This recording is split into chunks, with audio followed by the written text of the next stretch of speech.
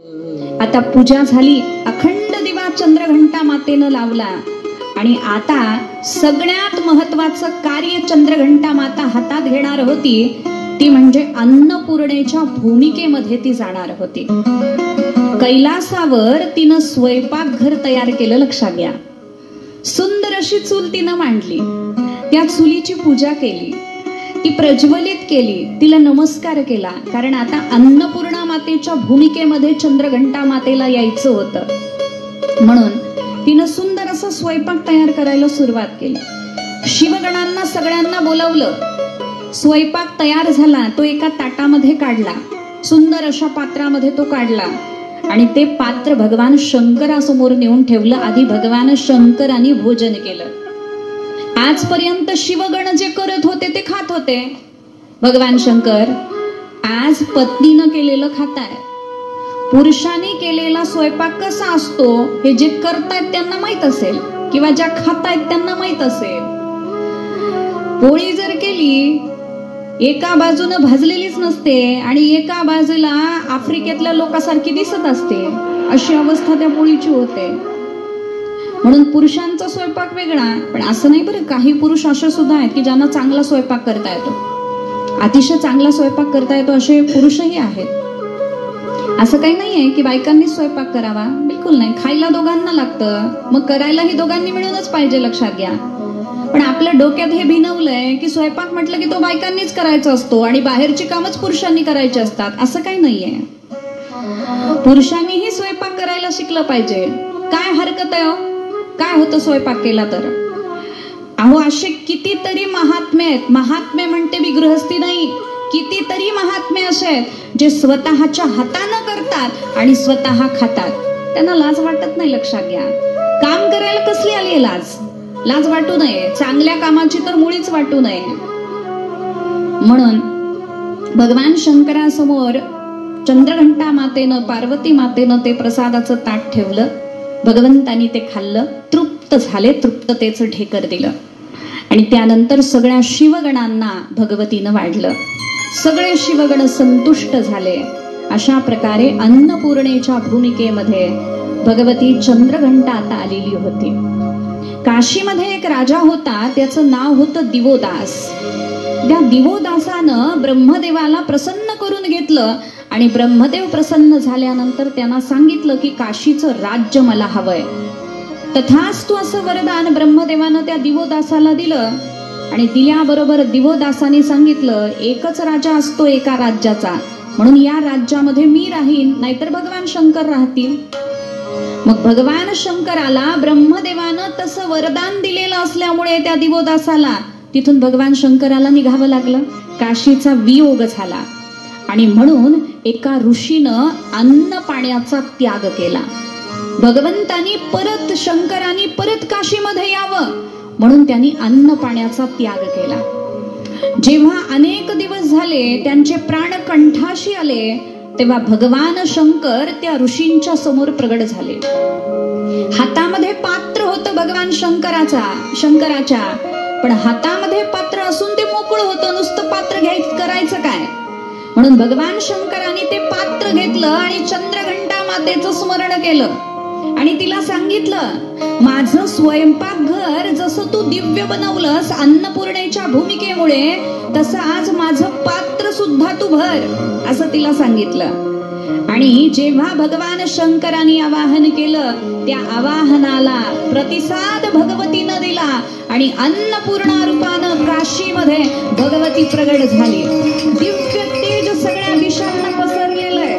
नित्यानंद करी, करावरा भयकरी, सौंदर्य रत्नाकरी, निर्धूताखिल घोर पापनी करी, प्रत्यक्ष माहेश्वरी, प्रालेयाचल वंश पावन करी, काशीपुराधीश्वरी, भिक्षां देहि कृपावलंबन करी, माता अन्नपूर्णेश्वरी. अन्नपूर्णे सदा पूर्णे शंकर प्राणवल्लभे, ज्ञानवैराग्य सिद्ध्यर्थम भिक्षां देहि च पार्वती. भगवान शंकराला सुद्धा पात्र पुढं करावं लागलं तेव्हा अन्नपूर्णेनं भिक्षा वाढली. लक्षात घ्या. आणि अन्नपूर्णेनं जशी भिक्षा वाढली त्या पात्राला भगवान शंकरांनी ऋषींना देऊन टाकलं. ऋषींनी ते पात्र घेतलं, भगवंताच्या हातानं खायचं म्हणून भगवंतानी एक घास भरवला त्या ऋषीला आणि अन्नपूर्णेनं दिलेल्या एका घासानंच त्यांची तृप्ती झाली. लक्षात घ्या.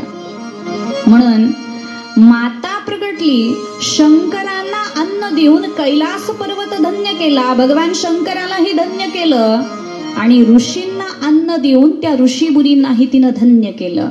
हा आहे चंद्रघंटा मातेचा महिमा. लक्षात घ्या.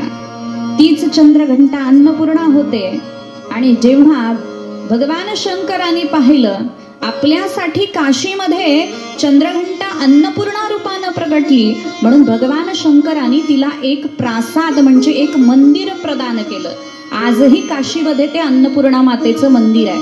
तिथं जर आपण दर्शनाला गेलो तर तिथं तांदूळ देतात, प्रसाद म्हणून तांदूळ देतात. असा अन्नपूर्णा मातेचा महिमा आहे, चंद्रघंटा मातेचा महिमा आहे. अनेकांना पोचलंय तिनं. लक्षात घ्या. तिचं तेज कसं आहे म्हणे नुकत्याच उदयाला आलेल्या सूर्याप्रमाणे तिचं तेज आहे. त्याला बालसूर्य म्हणतात. बालसूर्य. नुकताच उदयाला आलेला सूर्य कसा असतो? लालसर असतो. त्याच्यामध्ये दाहकता नसते.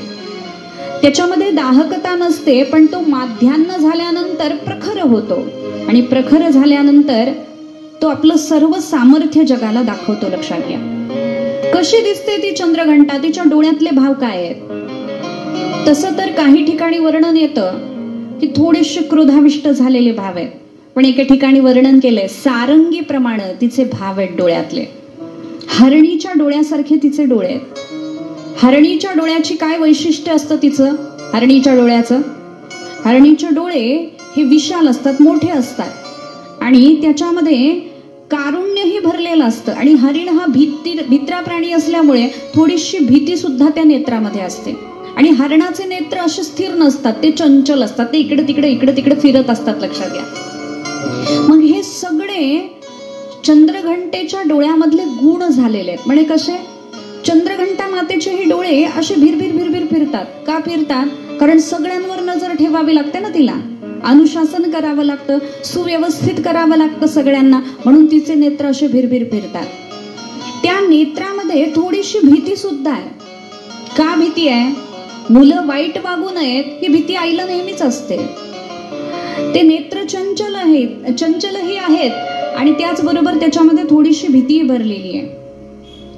असे तिचे सारंगी प्रमाण नेत्र आहेत असं धर्मशास्त्रकार म्हणतात. आणि ती प्रत्येकाकडे बघताना तिच्या नेत्रातले भाव सुद्धा वेगळे वेगळे होतात. कसे होतात? म्हणजे जेव्हा ती भगवान शंकराकडे बघते तेव्हा शृंगार रसानं परिपूर्ण होऊन भगवान शंकराकडे बघते. जेव्हा ती सृष्टी सौंदर्याकडे पाहते तेव्हा अतिशय आनंदित होऊन पाहते, कारण तिनंच तिच्या हातानं बनवलेली ही सृष्टी आहे म्हणून आनंदित होऊन पाहते. आपल्या सख्यांकडे जेव्हा पाहते तेव्हा कौतूहलानं पाहते, म्हणून याच्यामध्ये हास्य रसाची योजना केली. आणि आपल्यासारख्या भक्तांकडे पाहताना ती पूर्ण कारुण्यानं पाहते, कारुण्य दृष्टीनं पाहते. शिवाहून दुसऱ्याकडे जेव्हा ती बघते तेव्हा सहज अशी दृष्टी टाकते, म्हणून इथं बिभत्स रसाचंही वर्णन केलं. भगवान शंकराच्या डोक्यावर गंगा आहे, त्या गंगेकडे बघताना चंद्रघंटा थोडीशी सरोष होऊन बघते, रोषानं बघते. इथं रौद्र रसाचं वर्णन केलं. शिवाच्या तृतीय नेत्राकडे जेव्हा चंद्रघंटा पाहते तेव्हा आश्चर्यानं पाहते, तिथं अद्भुत रसाची योजना केली. त्यानंतर शिवानं धारण केलेल्या सर्पांकडे ती पाहते तेव्हाही थोडीशी भयभीत होऊन पाहते, कारण स्त्री देह आहे ना म्हणून भयभीत होऊन पाहते. इथंही भयानक रसाची योजना केली. जेव्हा ती सृष्टी सौंदर्याकडे पाहते तेव्हा अतिशय आनंदित होऊन पाहते, कारण तिनंच तिच्या हातानं बनवलेली ही सृष्टी आहे म्हणून आनंदित होऊन पाहते. आपल्या सख्यांकडे जेव्हा पाहते तेव्हा कौतूहलानं पाहते, म्हणून याच्यामध्ये हास्य रसाची योजना केली. आणि आपल्यासारख्या भक्तांकडे पाहताना ती पूर्ण कारुण्यानं पाहते, कारुण्य दृष्टीनं पाहते, म्हणून इथं करुण रसाची योजना केली. असे भगवतीचे नेत्र आहे. आचार्यांनी सांगितलं, हे भगवती, जशी तू सारंगी आहेस, तुझ्या नेत्राचं हे वैशिष्ट्य आहे. आमच्याकडे तू वत्सलतेनं पाहतेस, कृपेनं पाहतेस, कारुण्यानं पाहतेस, म्हणून तू काय कर, आई आमचा अंगीकार कर. ज्याचा अंगीकार भगवंतानी केला ते निंद्य असणारे सुद्धा वंद्य होतात, लक्षात घ्या. ज्याचा अंगीकार भगवान करतो ते वंद्य होतात. असे हजारो भक्त आहेत ज्यांना सगळ्या जगाने नाकारलं होतं आणि नाकारण्यासारखंच त्यांचं चरित्र हे दिसत होतं. म्हणून म्हणतात, हे आई तू माझा अंगीकार कर. भगवान शंकराने तुझा अंगीकार केलेला आहे भगवती, आता तू आमचा अंगीकार कर. कसा पितांबर घातलेला आहे त्या चंद्रघंटेनं, म्हणे सळसळ त्या विजेसारखा पितांबर दैदिप्यमान वस्त्र तिनं धारण केलेलं आहे.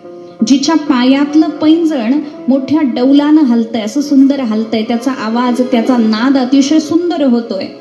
म्हणून या तुझ्या सुंदर स्वरूपाला मी नमस्कार करतो आणि तू माझ्यावर अखंड कृपा करणारी हो, अशी चंद्रघंटा मातेला प्रार्थना केलेली आहे. चंद्रघंटा मातेला अशी प्रार्थना जशी आचार्यांनी केली, जशी भक्तांनी केली, तशी आपणही करायची आहे. नवरात्रीच्या या तृतीय दिवशी तिची पूर्ण कृपा आपल्यावर व्हावी आणि आपल्या जीवनातलं पाप आणि सगळ्या प्रकारची बाधा नष्ट व्हावी, म्हणून चंद्रघंटा मातेला आम्ही साष्टांग नमस्कार करतो. आम्ही तिच्या कृपा प्राप्तीसाठी तिच्या समोर पदर पसरतो. असं हे चंद्रघंटा देवीचं शक्तीचं स्वरूप आपण पाहिलं.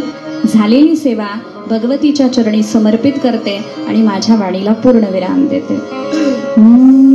बोलिये आदिशक्ती दुर्गा माता की जय. ओम नमः पार्वती पतये.